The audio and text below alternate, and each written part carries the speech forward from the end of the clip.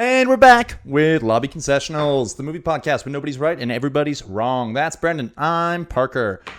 This week, we're going to do a After the Credits, where we take a look at current events in movies. Current events, current movies, current things, stuff that's going on. Stuff that's happening. Brendan, what have you seen this week? Or in the last 2 weeks? Seen? What? Nothing. What have I seen this week? No. It's been a bit of like not a sabbatical, but it's been a nice little break. Oh, okay. So still nothing. Nice little break from the thing you love doing. Okay. Just a huge enough. break from the thing that we love doing so much. So nothing. It's been really quiet, which is like nice, but at the same time, again, I think we talked about it 2 weeks ago, where it's just like it's a weird slow period for movies. I don't know if I'd say that, but, at least slow in the sense that there's very few things I don't want to watch. I mean, that's just a lie. Yeah, yeah. I'm lying straight on camera. That's fine too. Yeah. Yeah. Fair enough. Given that this is the early May episodes, I want to note the fact that we are actually recording this a little bit more in advance than we would typically. Yeah. So at this point of recording, Doctor Strange isn't out yet. So no, neither of us have seen that. This is going to change really quick. The slow burn period. The slow period. Oh yeah, this is it. It's about to take off this like is a it. rocket. So, yeah. So you are just going to sit here and say there's nothing you want to see right now. No, I didn't say there's nothing I don't want to see. I said there's very few things I wanted to see. When the Northman and that other movie that has a long and complicated name that has massive talent in there. What is it called? I think it's The Unbearable Weight of Massive Talent. Yeah. For some reason, I was stoked about the title, the film, when I first saw trailers and stuff, and now I cannot remember the title ever. It's just...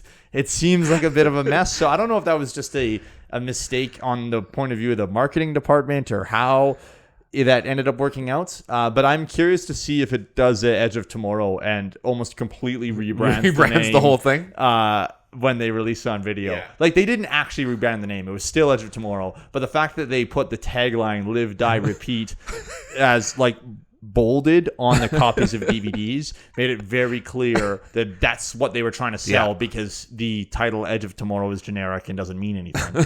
So at least The Unbearable Weight of Massive Talent actually does mean something. I think it's far less generic than Edge of Tomorrow. Anyway, I'm getting off on a tangent here. Both those movies are on the list. I was not able to get to them before we recorded. Man, you haven't even seen Edge of Tomorrow yet? No, I have not. No, it's great. I love that. No, I'm just being a dick. Well, then I'm going to flex. Yeah, do it. Because I have seen The Northman. And it was incredible. Yeah. Holy smokes. It was incredible. I wouldn't necessarily describe myself as a big Robert Eggers guy, the director. Yeah. I had seen The Witch, Itch. Or. Who's to say? Either or. I had seen it and enjoyed it. I have typically a little bit of a hard time with some of those slower burn stuff. Yeah. But I quite enjoyed it. And Anya Taylor-Joy is amazing. So, yeah, was planning to watch this guy. And then Lighthouse came out. And I have a weird thing about black and white movies. I don't know. I think partially it's just that black and white films in general are associated with pretension.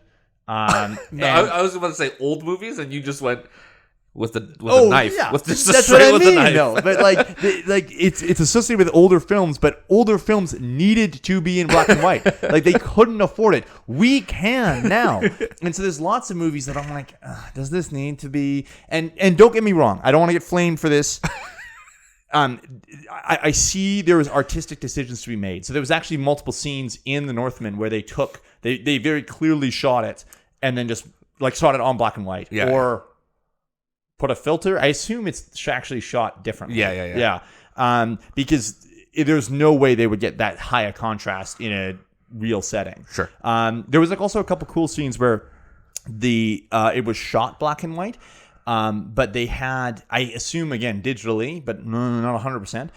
But they added in reflections of flame and like a little bits of color where the a light from flame would be. Yeah. So, you know, Alexander Starsguard, his whole face, like it's an extreme close up. You see his whole face fill in the frame, but a little bit of his cheek is like lit up in yellow by the flame. And I'm like, oh man, this looks awesome. So don't get me wrong, I don't just hate black and white films, but I typically find it a little bit hard. You just spent 3/4 of the movie questioning why they did it. Yes, correct. No. Actually, for the Northman, I really liked it. I had a heart, but I still haven't seen The Lighthouse because of that. I was thrown off initially and then just haven't gotten around to it since, but I've heard amazing things. It's incredible. But yeah, anyway. So The Northman, awesome. Starsguard is a revelation. That guy is he's a beast on screen. Yeah. And like almost literally. And I didn't realize, I think that there's quite a bit of it that's actually like pulled straight from Norse tradition, and like it is very well researched. Yeah. So there's whole chunks of it where he is like they are literally trying to embody wolves.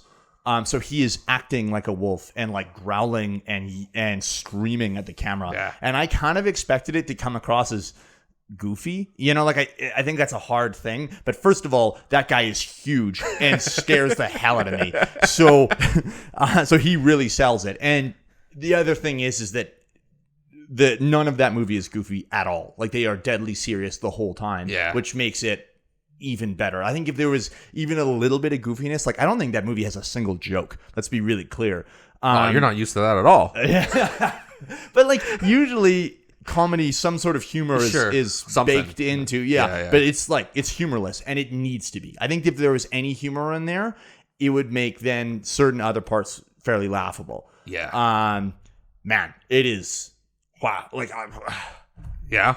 Oh yeah. Did it hit your? What are we far enough into the year that we can start doing best ofs yet? Like a best of 2022 yet? Are we there? We could, I guess. Like it's May, but and yeah, it would be on that list for sure. I hate.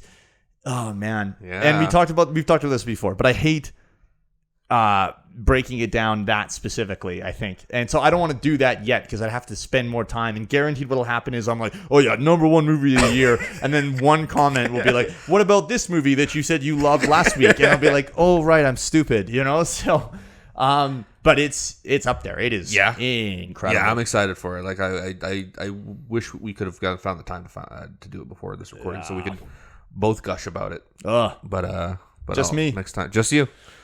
It's also, just as a quick aside, shocking how the Canadian rating systems work. Because that movie is 14A, and there is multiple people that are decapitated. There is a lot of blood, and Willem Dafoe's penis makes a guest appearance. So, how do you tell the difference between his face and his penis? Is this a bit? Is this a joke? He's got a weird face. I was like, are you setting me up for something? Like, am I going to get pants and then shoved over? No, or like, what's going on? That's the bit. For the record, though, while we're talking about his penis, now that you brought it up. I didn't bring it up.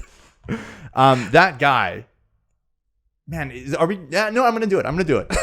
That guy has a magnificent penis.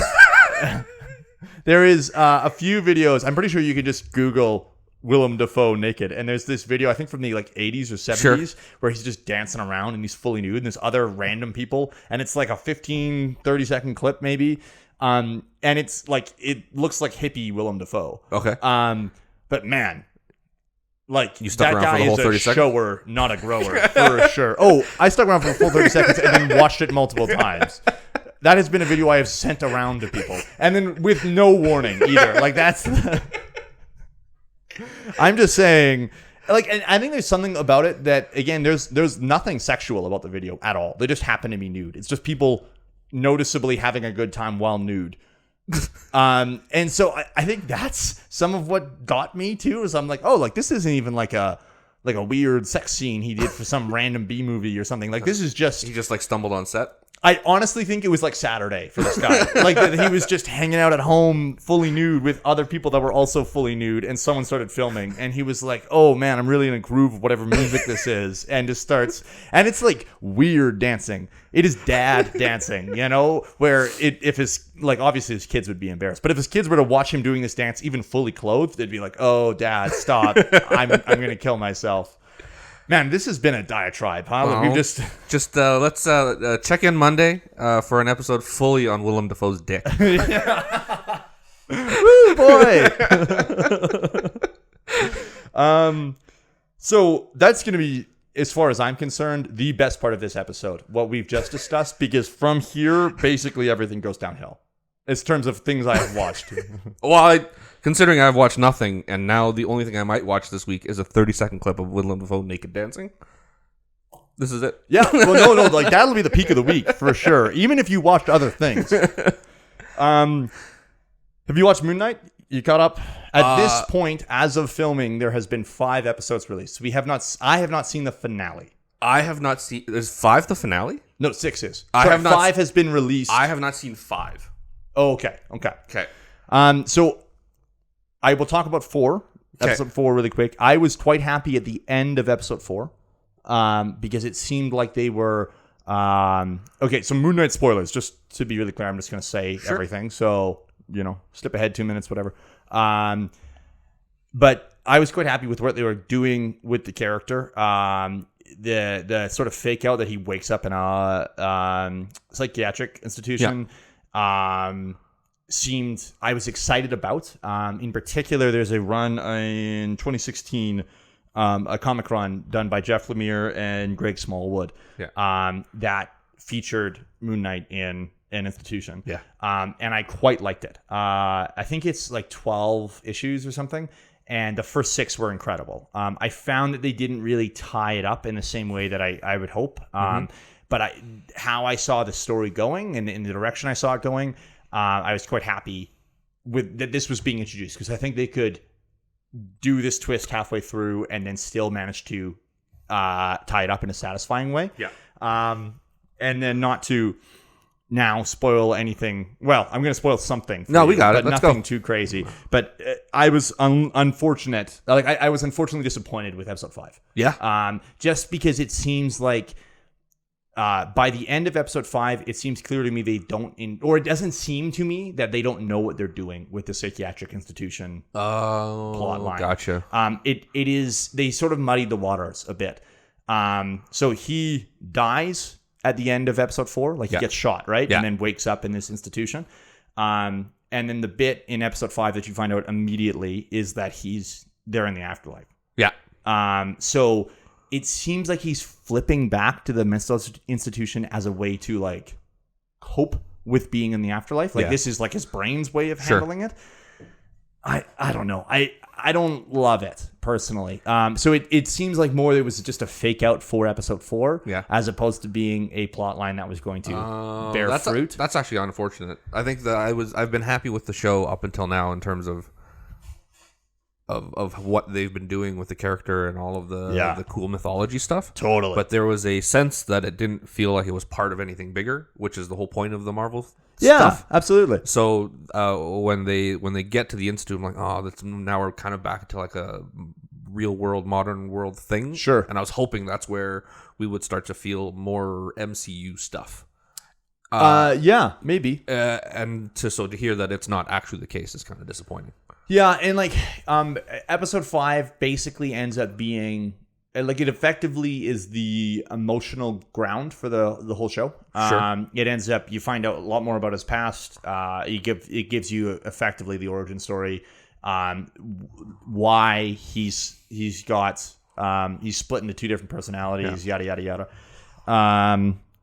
And I think they handle that well. But I agree with you. I'm not seeing a tie to the greater universe now. Yeah. I don't know if I hate that in general. Like I loved those Netflix shows, for instance, and they was only tied to each other, really. Like they just sort of referenced events. And so I don't hate the fact that, if this was Oscar Isaac's only thing and he did 6 episodes of Moon Knight and then nothing more, if they nail these episodes, great. Yeah. You know, like I'm okay with that we got some of Oscar Isaac as opposed to none, you know? But given where the story seems to be heading and that they only have one more episode to tie it all together, I don't know if I'm going to be totally stoked by the end of it. So I don't know. We'll see. I'm optimistic. Yeah. But and I think he's gone on record saying like this is it for him. did he? Yeah. He's gone on record. And that's not to say that they won't come to him with like a dump truck full of money and be like, beep, beep, beep. Yeah. You want to come hang out with Charlie Cox on screen, do a little thing? But he said that as of right now, this is it for him. Oh, okay. So I can understand why there's no reason to tie in with to tease the rest of that. Yeah. But that's unfortunate. You even like a mention or anything like that. Like I get maybe he's not a hero that needs to tie in with the Avengers, and I don't know if I want to see that. But there's a whole bunch of other people there. I thought maybe you announced Blade a bunch of years back. Like Blade would be a perfect fit for this to even kind of even hint at. Yeah, sure. Stuff like that. But yeah. Yeah, and I'm sure we'll still see it. Like, there's going to be some sort of tease or hide or tie together in there somewhere. Yeah, I think ideally I'd like to have seen a Midnight Suns thing with Blade and Ghost Rider and Moon Knight. But, absolutely. I don't think we're getting that. I think that's a little... I'm reaching, probably. I don't know. I think you could get there eventually. Well, but if Oscar Isaac is done... Oh, yeah. You know? Yeah. Now, then again, I guess it could be a Moon Knight that's not Oscar Isaac, but I don't know if I want that either. You know, now that I've had Oscar Isaac Moon Knight... Yeah. I mean, you could use that character as to set up that world. Yep. At least. And then you can have him exit it and be fine. But yeah. Anyway, overall, I'm happy with what they're doing with the character. Yeah. I'm, like I said, I was slightly disappointed with some of the conclusions or where we're going in episode 5, but I trust it's going to come back around and I'm going to be happy. Yeah. Yeah. And Oscar Isaac's slaying it. And so is, oh God. Ethan Hawke. Oh man, I'm not a big Ethan Hawke guy. Oh really? Oh, I'm really liking him. Really liking him. Yeah. And I liked it especially when you see him as this doctor character in this psychiatric hospital because he's featured a number of times throughout episode 5. Yeah. And I like that we got to see both. You know, like both sides of him, and it gives him a little bit of opportunity. I just feel like every time he shows up on the screen, the pace of the thing just comes to a crawl. Yeah, you're not wrong. Yeah, and that doesn't change. But I think he's a great actor, and I like him. I like seeing him on there. I also watched the first Sonic the Hedgehog. I don't know. I watched it mainly because it was like an hour and a half, and I was like, screw it. You know, I was sort of interested. I like Ben Schwartz. So I like Ben Schwartz. This could be fun. And it was fine. I think the internet kind of blew it up to be more than it was, mainly because the internet was a big part of the reason he got redesigned. You know, there's a little bit of ownership there. Yeah, and so pride. Absolutely. Yeah. And then it just was fine. You know, like I liked seeing Jim Carrey do a silly role. There was a couple things for Ben Schwartz that I enjoyed, but most of it was like cringy. Hello, fellow kids things where I'm just like, oh, stop. So it's, Is it one of those things where I think people are just happy that it didn't suck? Probably, yeah. Like, and that's the thing is, I liked the character. Like, I enjoyed, some of those games, the early ones mainly. Where before when Sega still coming off like a huge fan. Yeah. Well, I just mean when Sega still knew what they wanted to do with them and they had a direction. I liked those games a lot. And then eventually they had no idea what to do with the character. So I was hoping that this could, lend a little bit more credence to him. I seem to remember there being a cartoon on TV in 2006 or something, somewhere in there, that I also enjoyed watching. There's a bunch of Sonic cartoons. A there? couple of early 90s ones were really, really good. Sonic and Friends, the one where he's in the forest with Princess Sally and stuff. Don't even know if I've seen that, but it's great. There's I think there's a couple that suck, and then there's one that's really, really good, and I always get them mixed up. Yeah. Well, I did not come prepared, so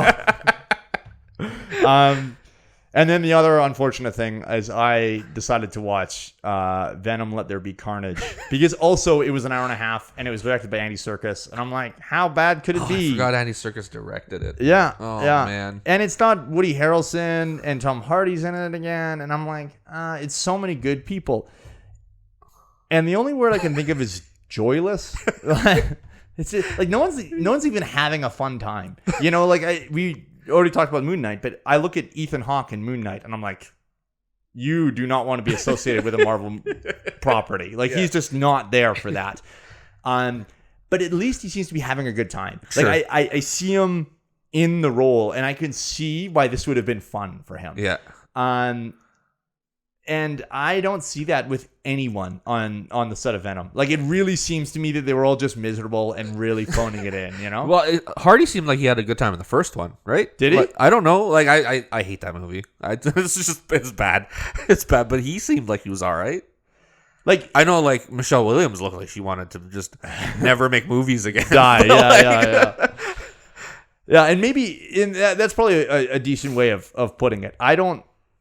Like, and I'm judging this based entirely on their performance in the film, not on anything in the back, like on behind the scenes or anything, right? So it's hard to judge whether someone's actually having a good time, or it can be hard to judge whether someone's having a good time as their character, because maybe their character isn't having a good time. And so if I see that they're enjoying themselves, they're doing a bad job, you know?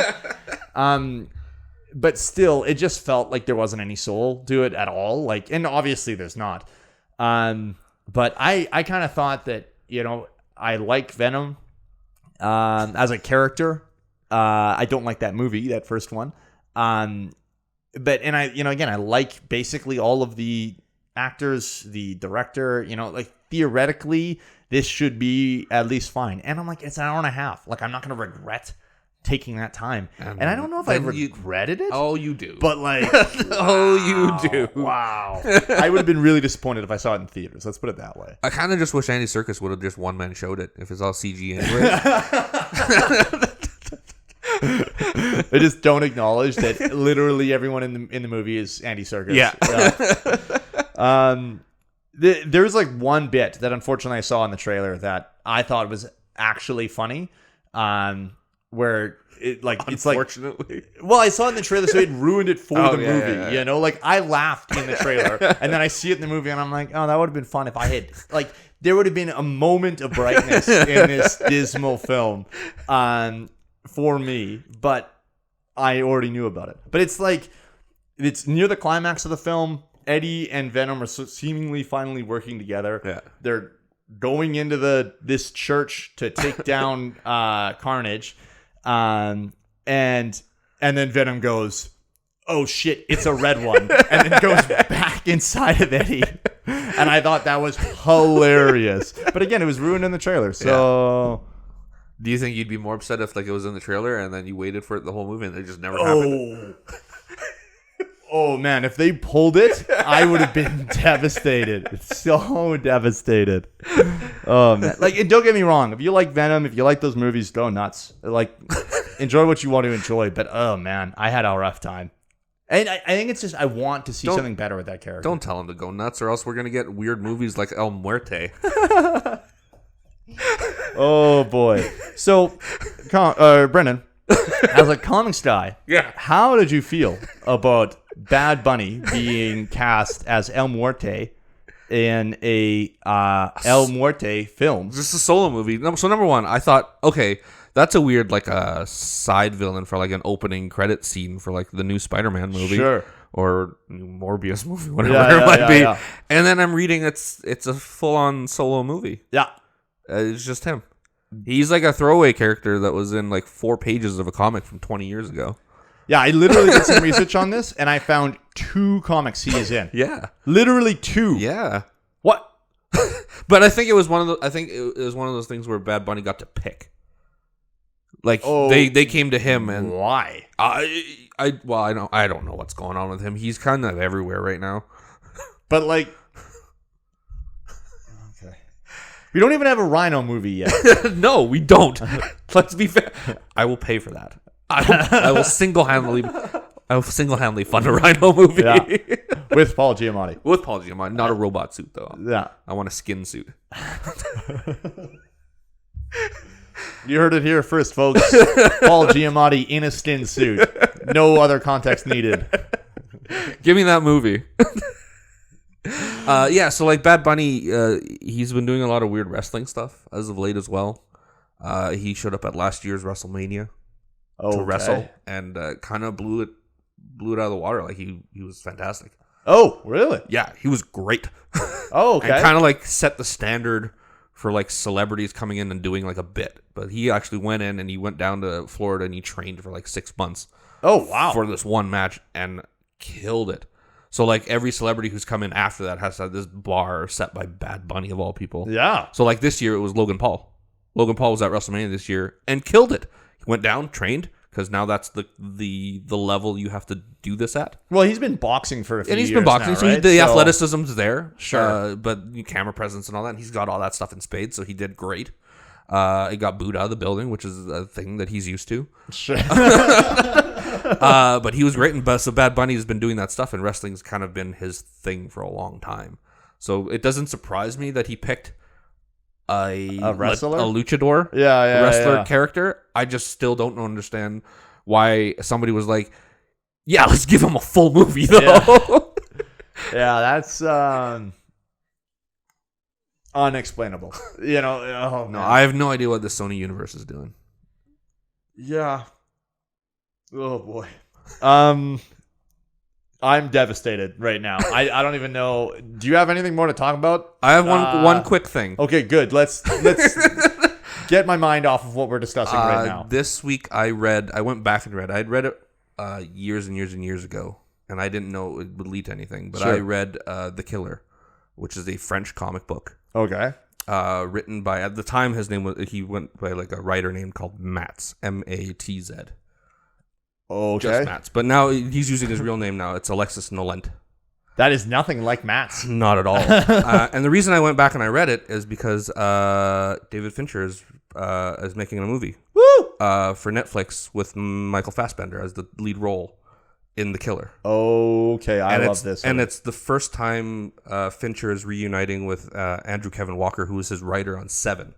Oh, wow. So that's the crew that's making this movie for Wow. Netflix, The Killer. So I'm very excited about it. So I read that this week. I reread that this week. And it's worth reading, I assume? It's great. It's Okay. great. He's like a serial killer. He's like a hitman. Okay. But he starts having a crisis of conscience. So he starts thinking about the things that he's doing, or like bigger pictures. Like he thinks about the Holocaust and all that stuff. And it's just like a really weird mind trip of a guy who's doing really, really bad things, but is constantly thinking about the weight of those things. So that sort of sounds like lots of movies. Like that sounds like Leon the Professional, right? A little bit. Or I guess, sorry, that movie is just called The Professional. Yeah. Excuse me. Yeah. So we've seen movies like that before. Is this going to be something different? Like, don't get me wrong. David Fincher, I will watch it already. Yeah. Michael Fassbender, I will watch it already. So I don't need to be sold on this. I'm just curious. Like, No, it's just there's multiple series. Like the first volume is only 4 issues, I think it was. Oh, okay. And I think there are 3 or 4 series into it. Oh, okay, cool. Now, but it's not a game changer. It is just a weird personality study or psychological study of that character. So I don't think that it's a well written comic. Okay. And I don't think it's a game changer in any kind of sense. I don't think it changes the wheel in terms of what's being presented. Okay. So if it's just going to be really well directed and really well acted and really well written, sign me up. Yeah. Oh, fair enough. Fair enough. Yeah.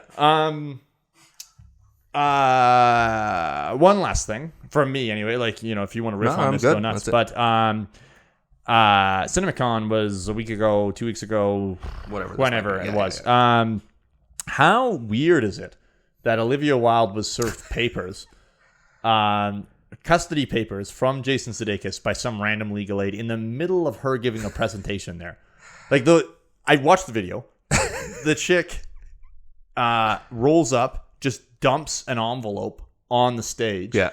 And Olivia Wilde, giving a presentation at the time about her new film, Yeah. says, what is this? Like a script?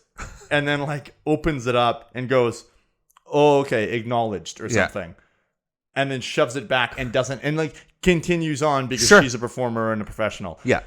What the hell was this person doing? It's their job. Well, yeah, but not there. It's exactly there.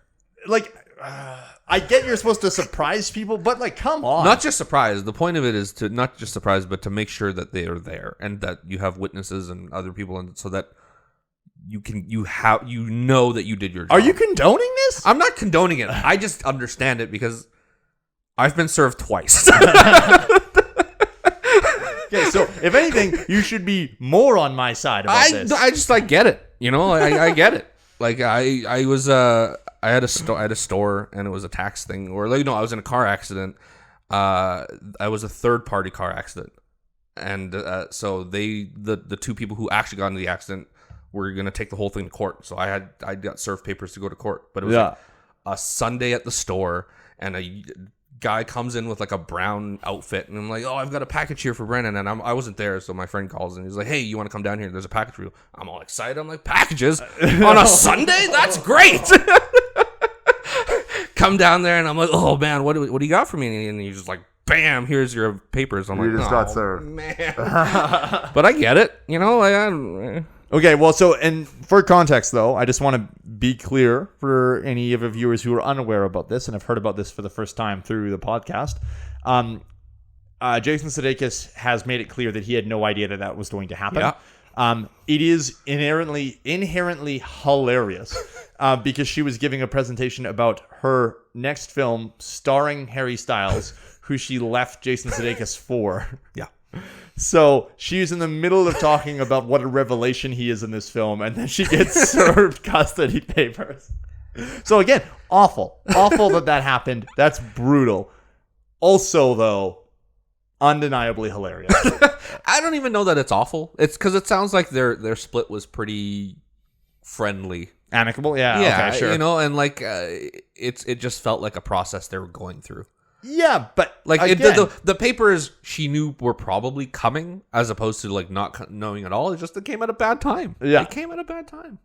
Well, like I think that's the thing is that this person saw, like the person who's supposed to serve these papers was like, "Yep, I'm not gonna not do it right now," because like I don't know, if they managed to find their way to dump something on the stage, clearly they're already subverting some security. Like they probably could have got some other place where there wasn't a whole. To be fair, I bet you the person was like gonna wait it out, but was probably gonna miss that Matt Reeves Batman panel announcement. Ooh.